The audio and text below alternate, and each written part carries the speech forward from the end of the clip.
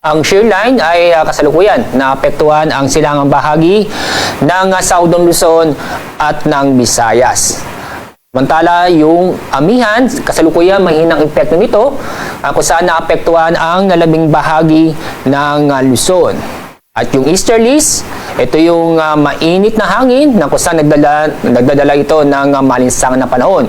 Kung saan naapektuhan ang malaking bahagi ng Mindanao. Sa mga oras ito, wala po tayo na monitor o binabantayang bagyo o low pressure area sa loob at sa labas ng ating Philippine Area of Responsibility.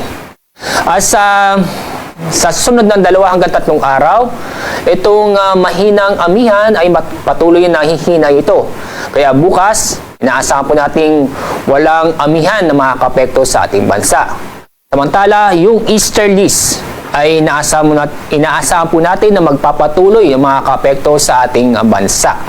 At sa susunod na mga araw, wala tayong inaasahang LPA o bagyo na makakapekto sa ating bansa.